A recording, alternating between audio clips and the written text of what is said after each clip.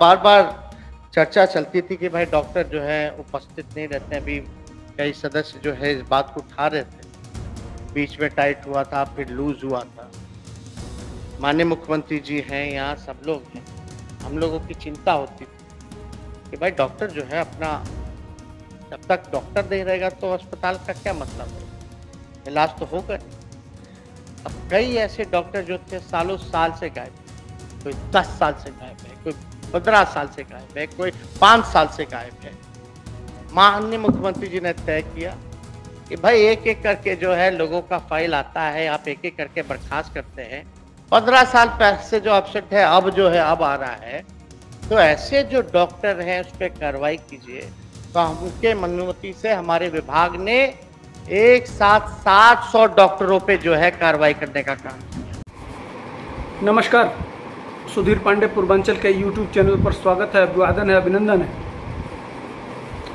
आइए दिखाते हैं मुंगेर जिला में जो सदर अस्पताल है, जिले का अस्पताल है, उसमें उसकी स्थिति क्या है।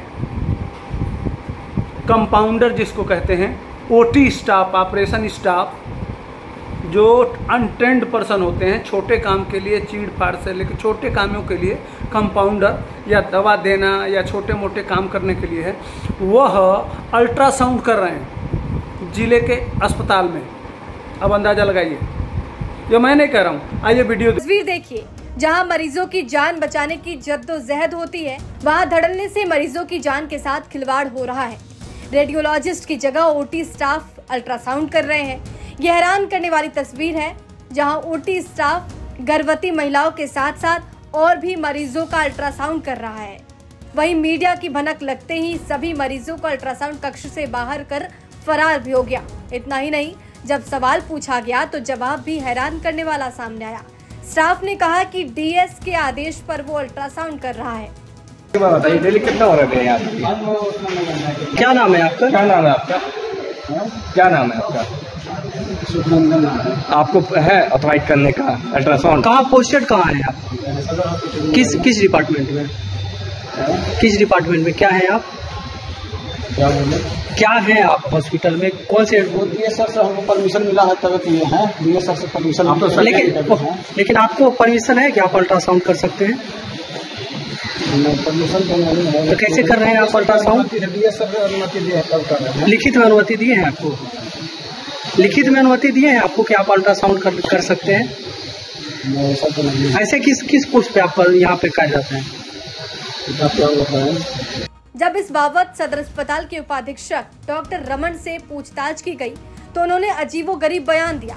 उन्होंने कहा कि मरीजों की परेशानी को देखते हुए ऐसा किया गया। नियमतः ये गलत है, लेकिन परिस्थिति को देखते हुए करवा रहे हैं।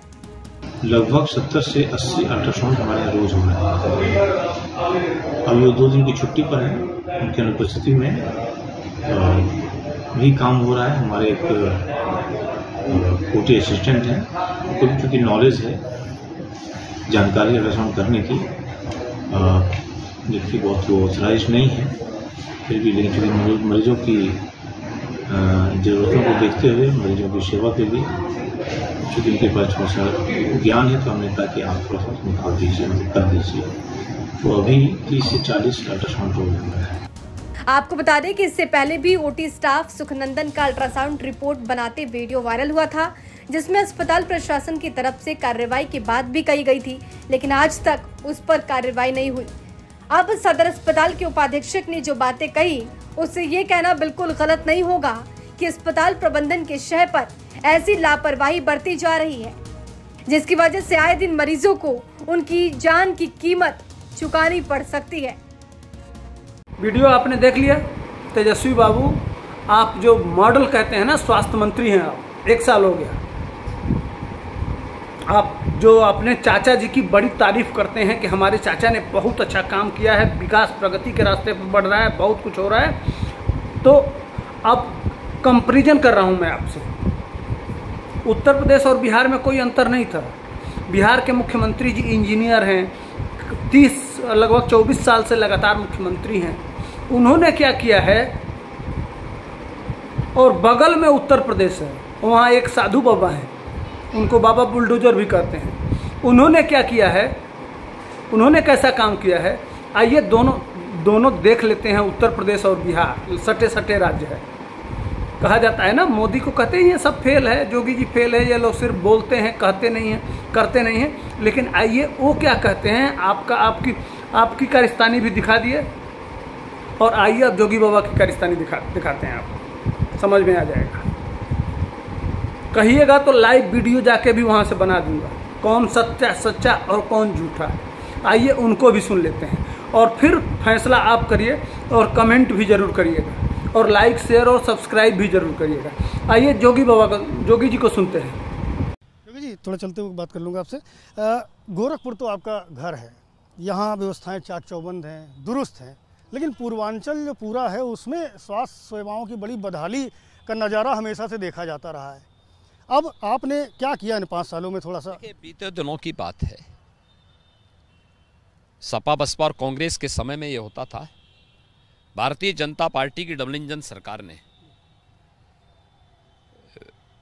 हर एक क्षेत्र पर जो ध्यान दिया है, हेल्थ इंफ्रास्ट्रक्चर भी उसका एक उदाहरण है। खासतौर पर गोरखपुर में ही आप देखेंगे बीआरडी मेडिकल कॉलेज, जहां एक बेड्स में 4-4 बच्चे लिटाए जाते थे, आज वहां पर सुपर स्पेशलिटी ब्लॉक बन चुका है, 500 बेड्स का बाल संस्थान बन चुका है, और गोरखपुर का एम्स भी प्रारंभ हो चुका है। पूर्वी उत्तर प्रदेश में 2 पहले मेडिकल संस्थान थे, एक बीएचयू और एक बीआरडी मेडिकल कॉलेज। आज गोरखपुर में एम्स भी आ चुका है,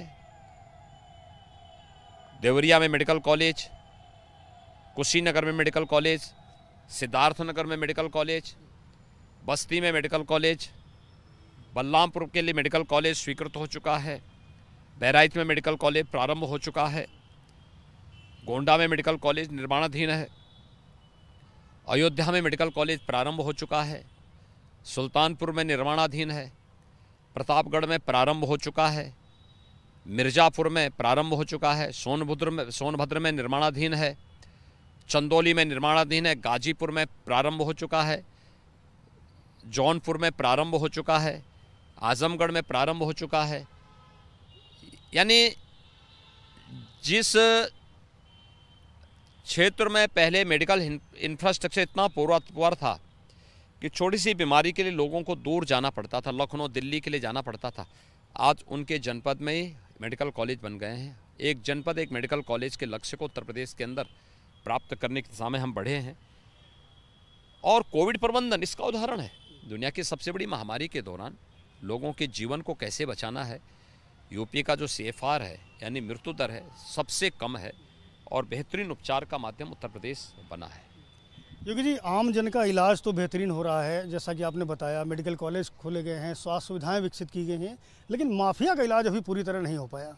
नहीं, उत्तर प्रदेश में सुरक्षा का जो बेहतरीन माहौल दिया गया है, आधी आबादी यानी माताओं ने, बहनों ने, बेटियों ने मुक्त कंठ से न केवल उसको स्वीकारा है, बल्कि एक मुफ्त वोटिंग भारतीय जनता पार्टी के पक्ष में वे सभी कर भी रही हैं। सुरक्षा और गरीब कल्याण और इंफ्रास्ट्रक्चर डेवलपमेंट, यही इस चुनाव में पब्लिक ने इसी के आधार पर वोटिंग भी कर रही है, और भारतीय जनता पार्टी को प्रचंड बहुमत से चुनाव जिता रही है।